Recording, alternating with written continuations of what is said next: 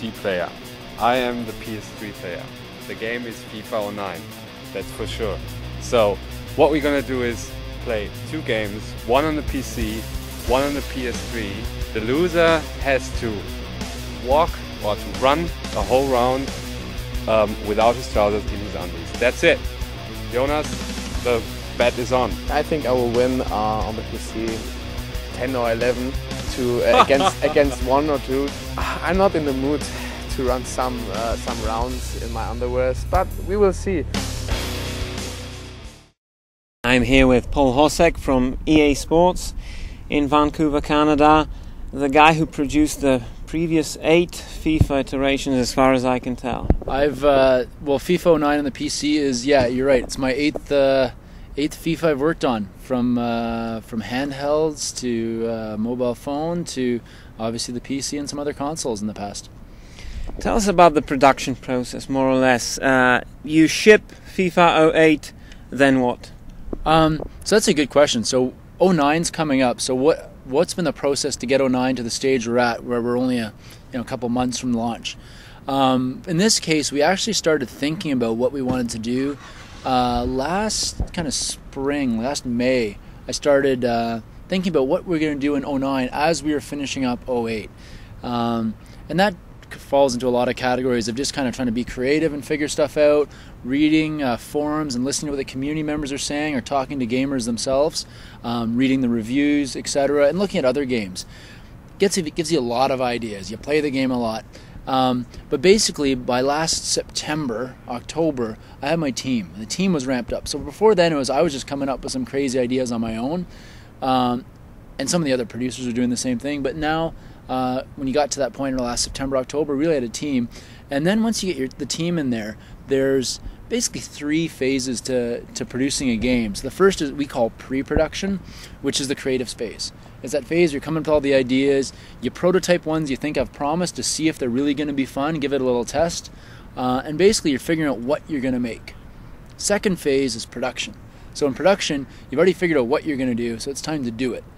Just build the game modes or do those changes to the gameplay or add these new art assets, whatever it is. And the last phase is what we call finaling. And what that is that's what we're doing right now when you're talking to us, is the guys inside are actually fixing bugs. So they're tuning the game, fixing the bugs, trying to make sure we're putting out the game we're really happy with. You've got thousands of players in the game. How do you set up the attributes for each of them? What's the process? You know what? You keyed on something that's actually a really tough thing for us to do. So the game has around, it's 14,000 players or 15,000 players in it. And there's 25, 35 attributes and different traits for the players. So what we actually do is we have an internal team of super passionate football fans, around 8 of them. Geeks. I don't call them geeks, statos. They know all the details. So they manage the data collection community. But what it really is a community of 150 or 200 guys outside of EA from all over the world, like fans of leagues and clubs and players in different parts of the world.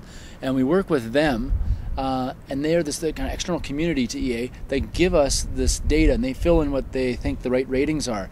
That internal group of 8 guys, some of them, they're working on some of the big European leagues, like the English and French and German leagues. We've got a guy from Germany, a guy from France, a guy from England. But what they also do is they calibrate them, because that's a really important thing, is to make sure that even though the guy who's the fan of the Swiss league gets the Swiss league perfectly right, we have to make sure all of that is relatively in the right spot compared to all the other leagues in the game. So it's a bit of a process of not only getting all the look of the players right, so they, like, for the guys that don't have the star heads, we make sure that they have the right look and hairstyle and all that stuff, which we had a big improvement on PC this year. But we've also made sure that they get all the attributes, etc., right, and as well as the transfers. That's a big important thing. You want the right club, the right lineup, and those are happening up until the end of August, and that's about the time when we have to actually stop and make a disc that can get into manufacturing. How does a producer of FIFA feel when you have all the players calibrated for the season, and then Thierry Henry sucks all year? You know what? While being one of the best players in the game. You raise a really interesting point. I wish we had something to do for that, right? Because that's the thing that I think that you'll want to see in a game, and I think I'm hearing from you, is that we have a game where the lineups and attributes are locked at the start of the year, but then the teams evolve, the players evolve, et cetera, et cetera. And I think that, there's something around that. I think it's a good idea if you could actually have that be more dynamic. How much do you actually work with real players like Ronaldinho, Cristiano Ronaldo? Well, more Ronaldinho than the other one you mentioned. We do work with them, so we have obviously deals to promote the game, and that's a lot of fun. I personally don't get to deal with them directly too much, but some of the guys do. So for the real superstars, we'll obviously do deals, and what's good is we get to actually work with different talent for different territories to make sure that the packs are really kind of relevant, and the stars that the people who buy the game in that territory can relate to. In the past couple of years, we've done these some special mocap shoots, like the one we did last year in Barcelona when Ronaldinho and some other guys came in. And the cool thing that comes out of that is that for a lot of the animations you need to capture for FIFA, you don't need to have the absolute best person in the world to do passing animation. But what we do get out of that is some of the moves that are specific to them. Like when Ronaldinho was in that motion capture, we got some moves that we hadn't even thought of, because he was just playing with the ball, and he did a little flip flap, but he did it in the air, not on the ground. And our engineer's like, "Holy smokes! How'd you do that?" But right away we had it captured on the motion capture data.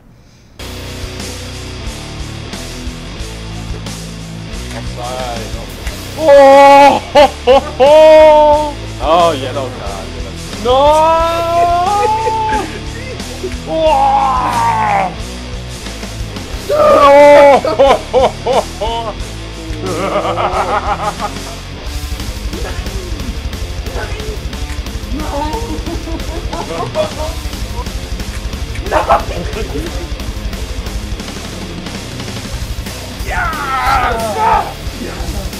Right, and did you ever have a chance to play with any of the top players in the world? Play FIFA with the soccer players? The closest I've had is I was at a video game conference or show in Mexico City last fall, and Guillermo Ochoa, the keeper for America,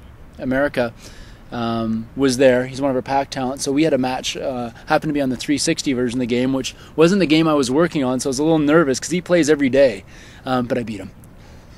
So he sucked, or no? He's actually quite good. It was a 1-0 game.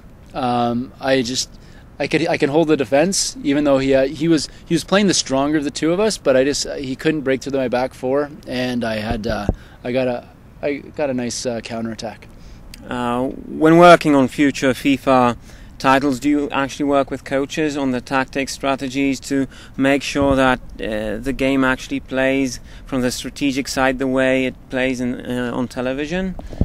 We don't do a ton of work with coaches, but it's not just about the manager or the coach. It's really about people who get football. So what we have here is most of the producers and designers, and I'm an exception, are people who grew up in Europe or in Japan, or just like football has been surrounded them their whole lives, and these are the guys that are making those designs, etc., that can get into that real depth. So I'm not sure if it's essential that you actually have a top manager that be there, because some of the biggest fans have that same level of detail or of knowledge, and that's how we go about trying to make sure what we put in the game reflects really how it is played out in the real world. So you actually put effort into making sure that the Italian teams are terrible to watch, for instance. I don't know if that's the way I'd describe it, but they definitely have a very unique style of play, and you will see that kind of reflected in how they play in the game. Which new leagues are being introduced into the game? So leagues, that question is always about authenticity and how, like you're saying, we don't have any new announcements right now about authenticity, but we will be talking about in more detail in August at Leipzig. What is actually the budget for paying for authenticity? How much does authenticity cost? I can't tell you about how much money we spend on all of our licenses, but there definitely is a lot of effort. And it's not just dollars, it's making the right partnerships with different companies. And a lot of times you're dealing with, established leagues or, license holders who don't necessarily even fully grasp video gaming and the importance of it, right? You know, they're looking at it from their perspective, so it's actually sometimes building the right relationship with them so they understand that for a different generation that they potentially are, you know, a younger generation, that this, like, playing a FIFA is the big way they interact with football. It's a big way they interact with the licenses. So we work really hard not just to find the right dollar amount, but also to get people to understand what, you know, the value it brings and how, you know, how much happiness it brings to the fans of that league or club or whatever it is to get that in game. When you conceptualize the next FIFA, how many new ideas for new features actually make the cut, and how many are left out? Well, I don't know if I have an exact number for you, but there's always more ideas than stuff we can have time to put in the game. It's kind of funny because I've had people ask me before, Paul, this is your 8th FIFA. Are you not tired of it yet? Have you not thought of everything? But it just doesn't slow down. There's always some cool new ideas. There's extra stuff I'd want to get in the game. So I'm really happy what we've gotten to this year. You know, we were chatting earlier about the widgets, and I love the widget system. I love how it ties me into the online community and the My Real World Club. Nice shirt, by the way. But like in that one, even specifically, I would have loved to have even more widgets in there. There was, you know, it's just a matter of time. We have tons of ideas, and there's, you know, that's part of what you have when you have a bunch of people working together who love the game. We've got lots of ideas, and we just have to make that call of what's the most important one, and that's why we look to the community and to the forums and the reviews to see what people seem to be saying is most important to them. Which features did not make the cut, but you're dying to implement them in the future ones? Well, I can't spoil the surprise for next year yet, but like I said, there's stuff in different parts of the game, from little features or a little addition to this one feature to whole game modes that we can think of that we think, yeah, that'd be kind of fun to put together, but we just don't have the time, and we decide, no, this year we've got to focus. This is what people are telling us is most important to work on. I won with one goal. That's nothing. That's really nothing. I mixed up the crossing and shooting button. I hope my ass is. I'm speechless. I'm just frightened. Really, I'm scared. Like hell. On the PlayStation, there's no chance. How about a feature like Eric Cantona kung fu kicking a football fan? Will we ever see that in FIFA? I don't know if you'll ever see that in a game with the FIFA label on the front, because that's not really in the fair play kind of spirit of the game. It makes me laugh. I think it's kind of funny, but yeah, I don't know if we could pull that one off. The big issue for a large part of the community that plays the FIFA game is online play, obviously. Mm-hmm. People want to play with their friends in New Zealand or Canada or wherever. Yeah. What kind of work have you put into making the online experience more pleasurable? I guess it comes at two different levels. The core level is just that experience when you're actually connected to the other guy. So once you've found that connection, and it's always a challenge because of all the different things that can happen between two computers that are actually playing the game. I am happy to say that I know some of the issues, some of the connectivity problems that we've been facing, even in this last week, and some of the online engineers over the weekend fixed a bunch of them that we had found. So that's a good improvement, because that's making it even better. You know, it's making it better and better, which is the direction you want to see it go. The other thing I can say is that from the game modes perspective is the matchmaker system, the game modes from last year, were a bit getting old, a bit tired. They looked completely different than the rest of the game, etc. And we have put in the effort this year to replace it with the online game mode systems that you've seen, say, on the 08 360 last year. And that is now working in our game. So you have your online leagues, your the quick matches, obviously, that type of thing, and all your leaderboards, and you have interactive leagues with the Rivals feature, which is missing from the last two versions of FIFA on the PC. One issue that could possibly improve the online experience is a neutral host. For instance, the way they do it in Warcraft, where you have a player from Korea playing a player from Europe, and maybe somewhere in India somebody would be the neutral host. Is that something we might expect to see in, let's say, FIFA 2010? It's really hard to say. I do get that there are some benefits to going to a server-based online gameplay system. That would be a bit of a departure from the way our game is architected right now, so there'd be a certain amount of effort we'd have to go to actually make that happen. And we really just have to weigh that against, really figure out how much is that going to take to make it versus what are all the benefits that it provides, or is there an alternate solution that gives you a lot of the same benefits but maybe is not as a radical change in how the game works. So I'm hearing you.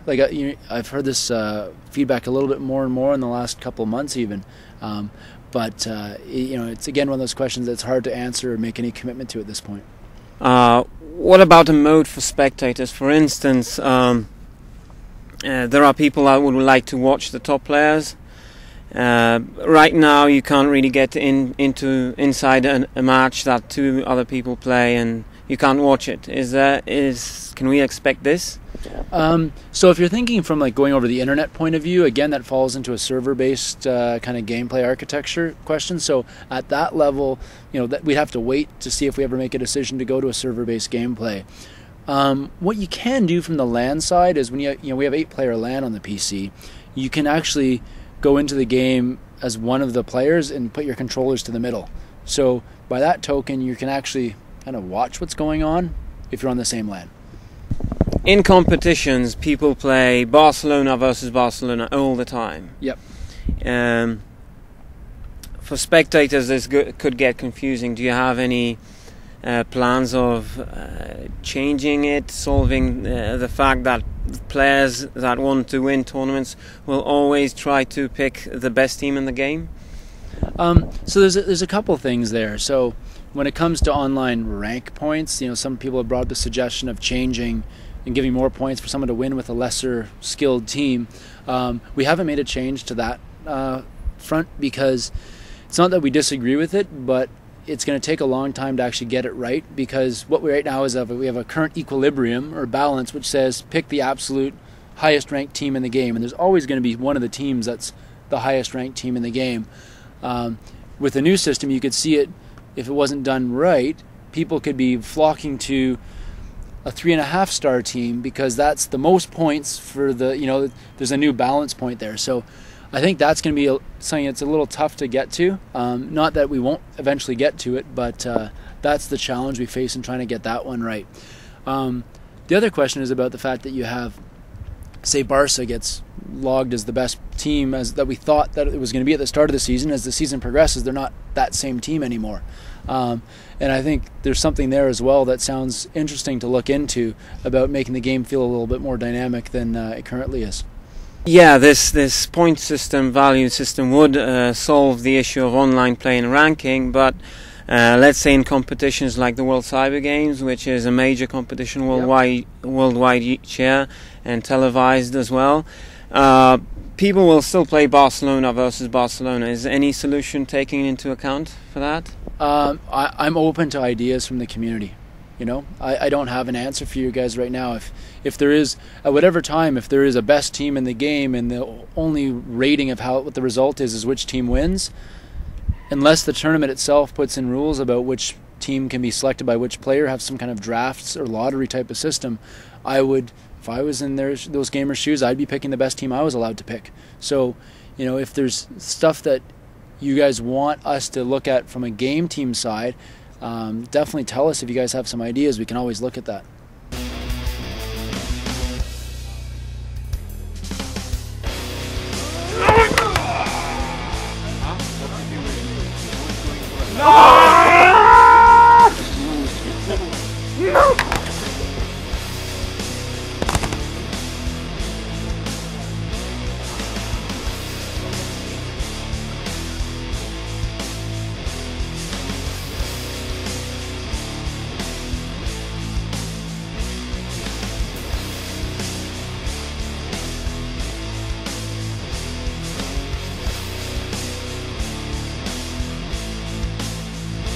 Thanks. You did it.